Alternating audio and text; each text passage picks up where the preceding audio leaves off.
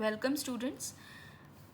इस वीडियो में हम exercise 6.2 class 10th NCERT chapter 6 जिसका नाम है त्रिभुज, उसके सवाल हल करेंगे। पिछले वीडियोस में हम प्रश्न 6 तक हल कर चुके हैं, तो इस वीडियो में हम 7 के आगे के सवाल हल करेंगे, 7 और 7 के आगे के। तो इससे पहले आप मेरे चैनल को सब्सक्राइब करना ना भूलें ताकि आपको मेरे वीडियोस टाइमली मिलते रहें। So please subscribe my channel and let us start. प्रमेय 6.1 का प्रयोग करते हुए सिद्ध कीजिए कि एक त्रिभुज की एक भुजा के मध्य बिंदु से होकर दूसरी भुजा के समांतर खींची गई रेखा तीसरी भुजा को समद्विभाजित करती है।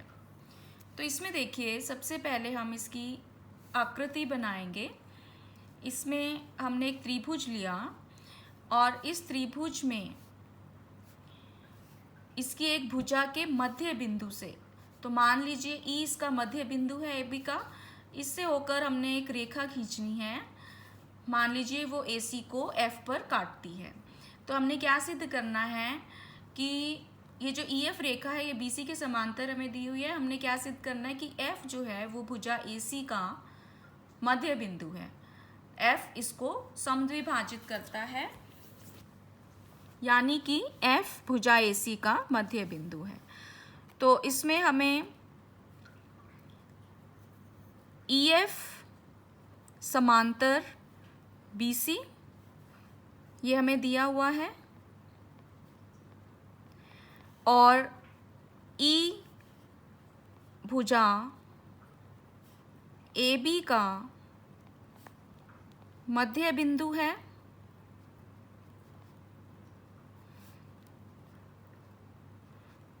तो यहाँ से हमारे पास आ जाएगा ए ई बराबर ई बी, क्योंकि ये भी हमें दिया हुआ है। तो यहाँ से हम लिख सकते हैं ए ई बटा ई बी बराबर में 1। इसको हमने पहला समीकरण मान लिया। अब हमें इसमें सिद्ध करना है कि एफ जो है वो ए सी को समद्विभाजित करता है। अब इसमें देखिए, यहाँ पर अब हमें ई एफ जो है वो बी सी के समांतर दिया हुआ है। तो यहाँ से हमें क्या पता लगा कि ए ई बटा ई बी किसके बराबर होना चाहिए? ए एफ बटा एफ सी के, प्रमेय 6.1 द्वारा, जो कि क्या कहती है कि यदि एक रेखा त्रिभुज की एक भुजा के समांतर है तो वो बाकी दोनों भुजाओं को समान अनुपात में विभाजित करती है। अब ए ई बटा ई बी किसके बराबर है? 1 के बराबर है पहले से। तो यहाँ से हम लिख सकते हैं ए एफ बटा एफ सी बराबर 1, यानी कि ए एफ बराबर एफ सी, ए एफ बराबर एफ सी। तो यहाँ से हमें क्या पता लगा कि बिंदु एफ भुजा ए सी को समद्विभाजित करता है, और यही हमने सिद्ध करना था इसमें।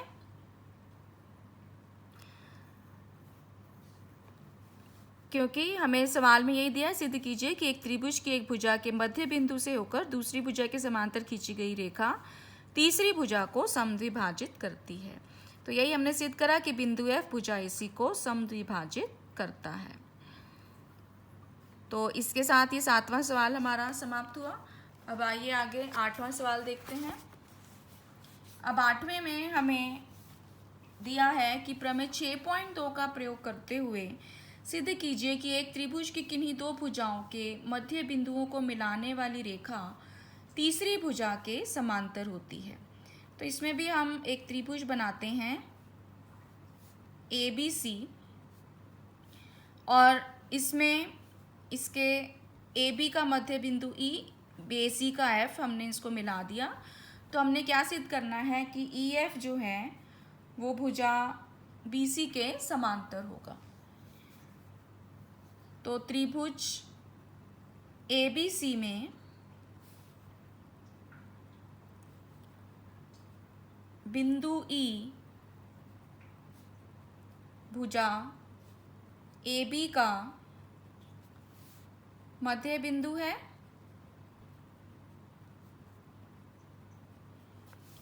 तथा बिंदु F भुजा AC का मध्य बिंदु है। और हमने सिद्ध क्या करना है? सिद्ध करना है कि EF समांतर BC। तो अब इसमें देखिए त्रिभुज ABC में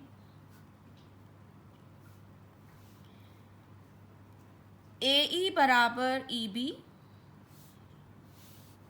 क्योंकि E जो है भुजा AB का मध्य बिंदु है।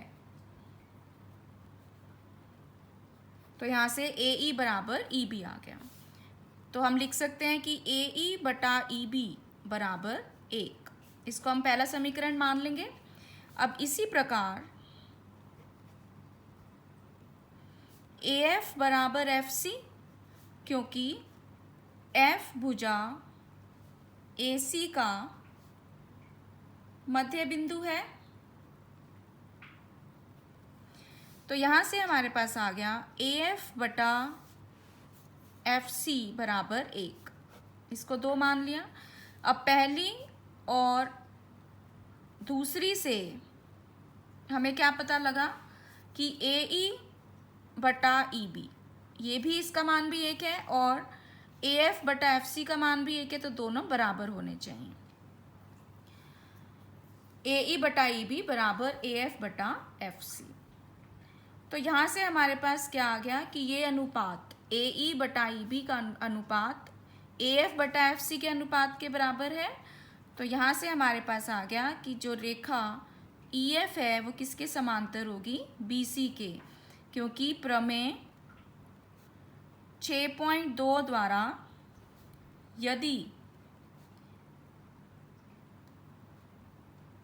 यदि एक रेखा त्रिभुज की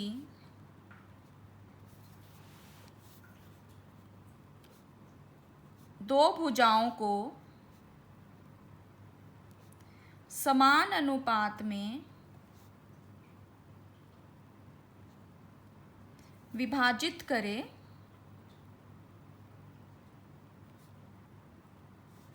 तो वह तीसरी भुजा के समांतर होती है। यही हमारी प्रमेय 6.2 कहती है। तो उसका यूज़ करके हमारे पास क्या आ जाता है? EF समांतर BC। यही हमने इसमें सिद्ध करना था। तो इसी के साथ 8वां सवाल हमारा पूरा हो जाता है। आगे देखिए 9th क्वेश्चन। अब 9th में हमें दिया है ABCD एक समलंब है। इसकी भी हम आकृति बनाते हैं साथ के साथ। एक समलंब हमें दिया हुआ है ABCD।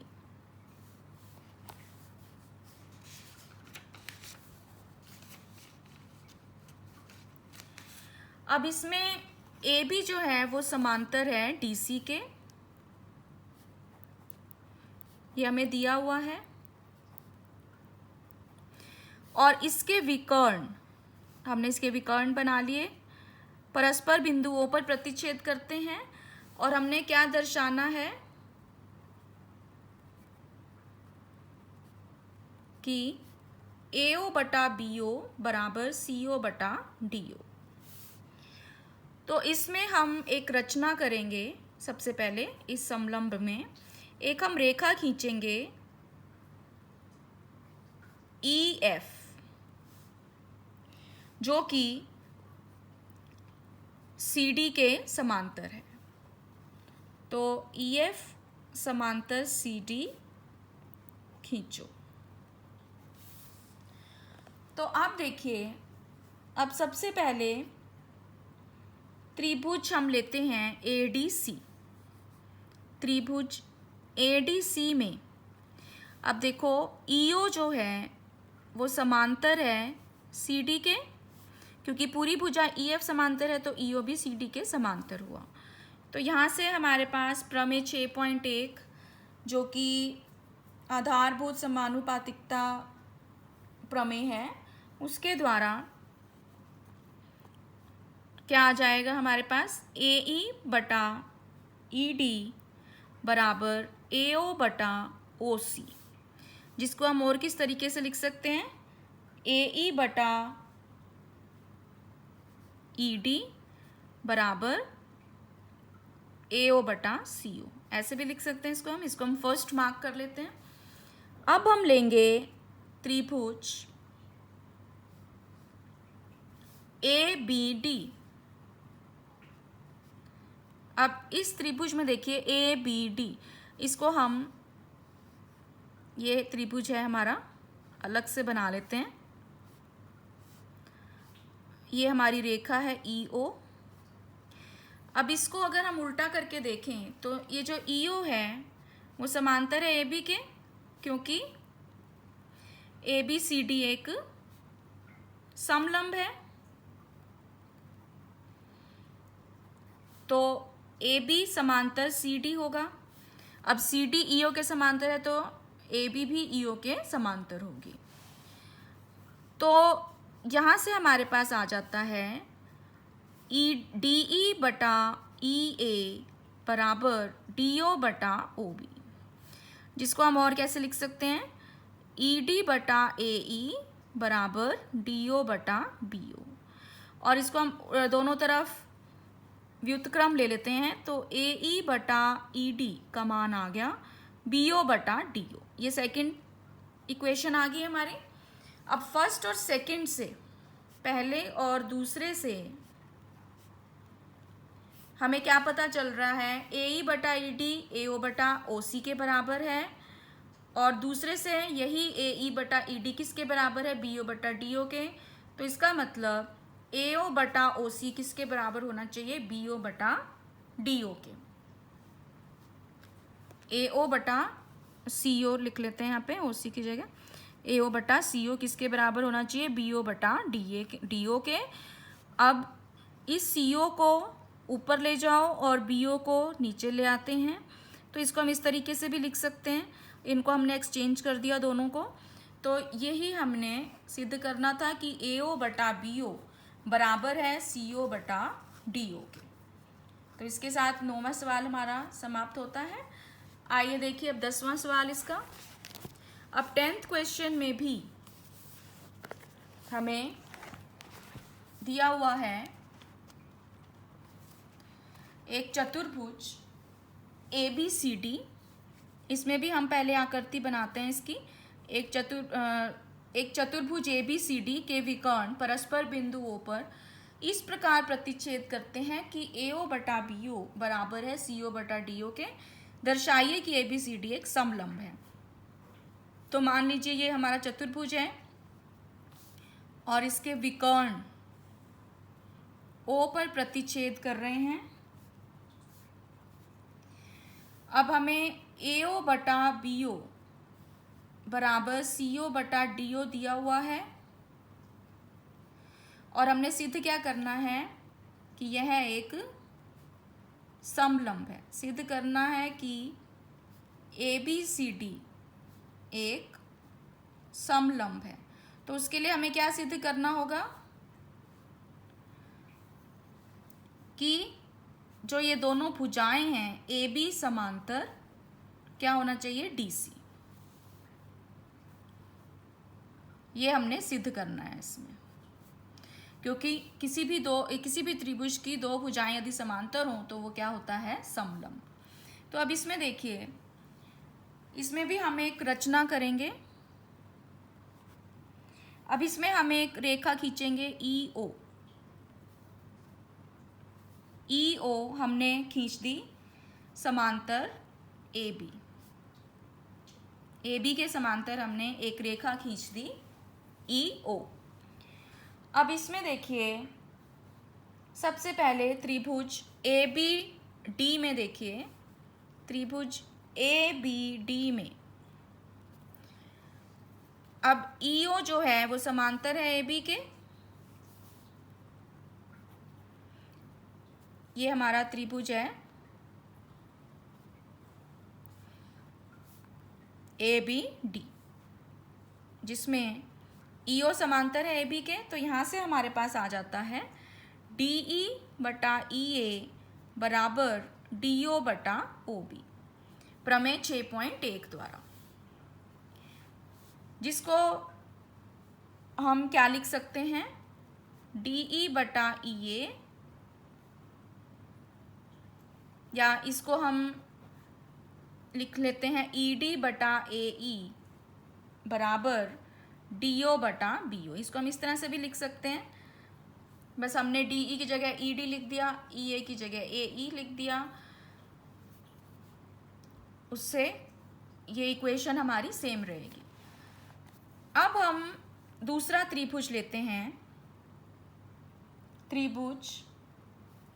अब इसमें देखिए दूसरे त्रिभुज की ज़रूरत नहीं पड़ेगी, हमें क्या दिया हुआ है, ए ओ बटा बी ओ बराबर सी ओ बटा डी ओ।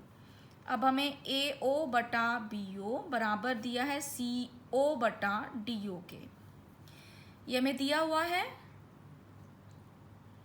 अब इस बी ओ और सी ओ को अगर हम एक्सचेंज कर दें तो यहाँ से हमारे पास आ जाएगा ए ओ बटा सी ओ बराबर बी ओ बटा डी ओ। हम इसे इस तरीके से भी लिख सकते हैं, और दोनों तरफ व्युत्क्रम लेने पर सी ओ बटा ए ओ बराबर आ गया डी ओ बटा बी ओ के। ये हमने दूसरा समीकरण ले लिया। अब पहले और दूसरे से हमें क्या पता लग रहा है कि डी ओ बटा बी ओ ई डी बटा ए ई के भी बराबर है,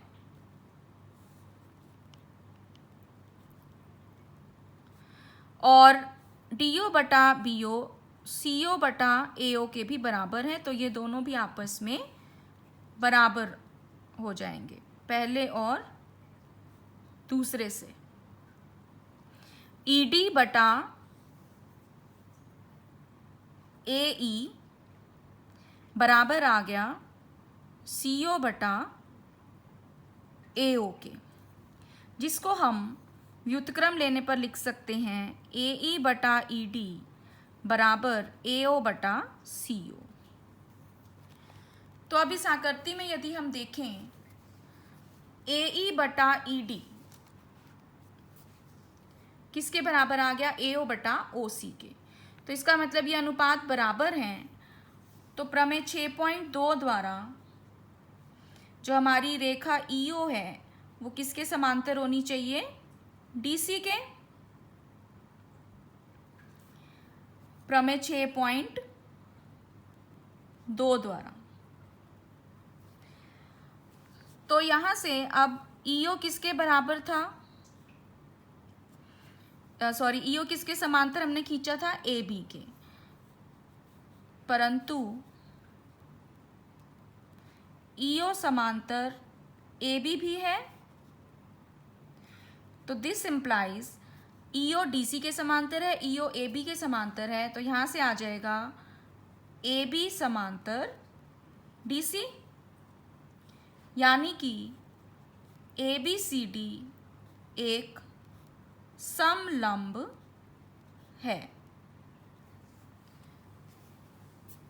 तो इसी के साथ यह सवाल हमारा समाप्त होता है और ये प्रश्नावली भी ख़त्म होती है।